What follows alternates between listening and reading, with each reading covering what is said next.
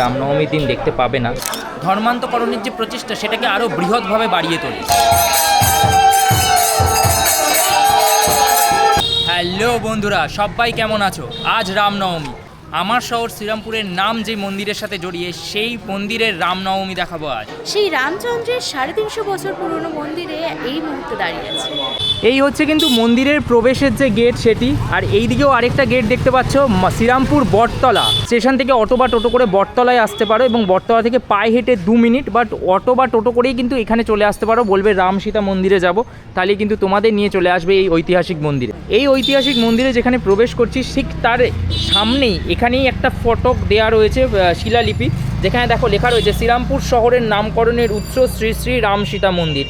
হ্যাঁ, এই বিষয়টা যাদের কাছে অজ্ঞাত তাদেরকে বলছি এই বিষয় সম্বন্ধে আরও ভালো করে জানো। এই মুহূর্তে আমি দাঁড়িয়ে আছি 350 বছরের অধিক পুরনো শ্রীরামপুরের রাম মন্দিরের সামনে। এই মন্দির শুধুমাত্র মন্দির নয়, হুগলি আর শ্রীরামপুরবাসীর কাছে তার প্রিয় রামের দরবার। এলাকাবাসী মানুষজনের কাছে কতটা আবেগপ্রবণ এই মন্দির, সেটা কিন্তু এই মন্দিরের আজকে রামনবমীর সকালের পরিবেশ দেখলেই তোমরা বুঝতে পারবে।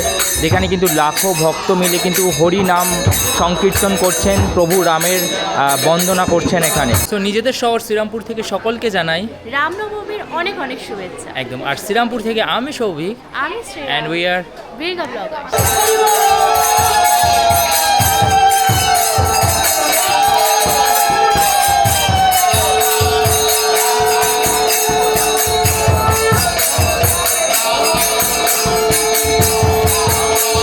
এখানে কিন্তু এই মুহূর্তে প্রভু রামের রামনবমী তিথির যে অঞ্জলি, সেই অঞ্জলি কিন্তু মানুষজন দিচ্ছেন এই মুহূর্তে। এই হচ্ছে কিন্তু মন্দিরের প্রতিষ্ঠা সাল, দেখতে পাচ্ছ 1667 ইংরাজি সালে, এবং এখানে কিন্তু প্রভুর যে গর্ভগৃহ, সেই গর্ভগৃহ, তবে প্রভু কিন্তু আজকে রামনবমী তিথিতে তার গর্ভগৃহে নেই। তার এখানে পুজো অর্চনা চলছে বটে, কিন্তু তিনি গর্ভগৃহতে কিন্তু এই মুহূর্তে তিনি নেই। এখানে কিন্তু এই মন্দিরের যে ইতিহাস সেটা লেখা আছে। সালটা তোমরা দেখতে পাচ্ছ ইংরাজি 1753 সাল, ঠিক আছে। আর শ্রীরামপুরের নাম তখন শ্রীরামপুর ছিল না, শ্রীপুর, গোপীনাথপুর আর মোহনপুর, এই 3টে গ্রাম সংযুক্ত হয়ে কিন্তু শ্রীরামপুর গঠিত হয়। তবে এখানে লেখা ইতিহাসের বাইরেও কিন্তু একটা বৃহৎ ইতিহাস রয়েছে। এই মুহূর্তে শিলাখণ্ডে তোমরা যে ইতিহাস দেখলে, সেই ইতিহাসটুকুই কিন্তু শুধুমাত্র ইতিহাস নয়। এই মন্দিরে কোনো এক অজ্ঞাত কারণে এই মন্দিরের ইতিহাস সারা বাংলা হোক বা সারা শ্রীরামপুরের মাঝে হারিয়ে গেছে। কেন হারিয়ে গেছে তার সত্য আমরা জানি না, তবে সেই সত্যের খানিকটা আজকে তোমাদের সাথে শেয়ার করব। আমাদের শহর শ্রীরামপুর ডেনিসের অধীনে থাকাকালীন ডেনিশ রাজা পঞ্চম ফ্রেডরিকের নামানুসারে এই নগরের নাম ছিল ফ্রেডরিক নগর। সেই সময় এবং পরবর্তী সময় ইংরেজদের অধীনে থাকাকালীন এই শ্রীরামপুর শহরে শিক্ষার বিস্তার হতে শুরু করে।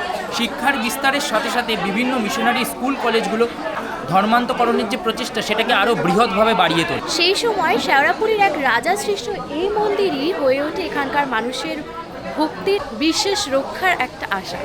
এবং এইভাবেই কিন্তু এই মন্দিরের হাত ধরে এই বিশাল শ্রীরামপুর অঞ্চলের যে ধর্মান্তকরণের প্রচেষ্টা তা ব্যাহত হয়। বিশ্বাস ও ভক্তির যে শক্তি সেটা এখান থেকে সঞ্চয় করতে পারে।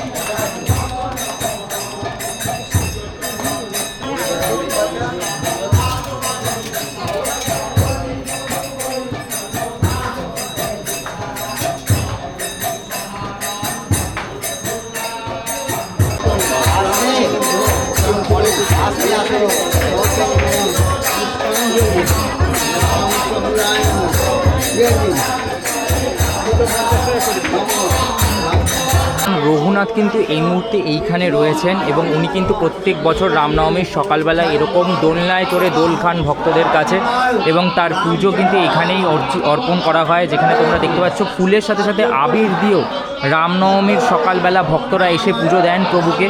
হ্যাঁ, 350 থেকে 400 বছরের পুরনো এই মন্দির, সেই কারণে মানুষের আবেগ এই মন্দিরকে নিয়ে কিন্তু যথেষ্ট বেশি।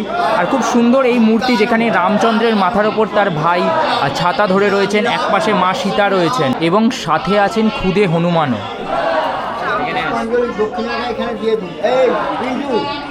এত ফুল অর্পিত হয়েছে যে হনুমানকে তোমরা দেখতেই পাচ্ছ না, কিন্তু দুপাশে কিন্তু এইখানে এবং এখানে দুটি হনুমানের বিগ্রহ রয়েছে, যেমনটা তোমাদের দেখালাম। এবং এই যে মূর্তি, এই মূর্তি কিন্তু রামের যে রাজ দরবারের দৃশ্য, সেই দৃশ্যকে ফুটিয়ে তোলে। ভক্তদের মাঝে আজকের দিনে রামের এই রূপ সত্যি পূজনীয় তো বটে। এটা দেখাতে চাইছি আমার নিজের শহর শ্রীরামপুর থেকে বাংলার সাথে রামের ঠিক এতটাই যোগ।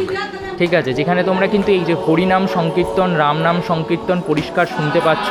সারা দিনব্যাপী প্রভুর যে পুজো অর্চনা সেটা কিন্তু এই মন্দিরে, এই পবিত্র মন্দিরে অনুষ্ঠিত হয়। তো আশা করি তোমাদের এই মন্দিরটা ভালো লেগেছে। আমরা সবার কাছে অনুরোধ করব যে এই মন্দিরের ভিডিওটি সবাই উপযুক্ত পরিমাণে যতটা পারো শেয়ার করো, কারণ এত প্রাচীন ইতিহাস নিজের শহরের কিন্তু অনেকেরই অজানা। আমি জানি না কেন, যেখানে মাহেশের জগন্নাথ মন্দির, রাধাবল্লভ মন্দির, এগুলোর জনপ্রিয়তা এবং মানুষের কাছে গ্রহণযোগ্যতা প্রচারের কারণেই এবং প্রভুর মহিমাতেই বৃদ্ধি পেয়েছে, তেমনি এই প্রভুর মহিমাও সবার মাঝে ছড়িয়ে যাক এই আশা করব। তার জন্য আমাদের এই শহরটার নাম। একদম একদম তাই সকলে খুব ভালো থাকো, সুস্থ থাকো, আগামী দিনগুলো আরও ভালো করে কাটাও। আর আমাদের আরও অনেক ভিডিওস আসতে থাকবে। ততক্ষণের জন্য টাটা, জয় শ্রীরাম।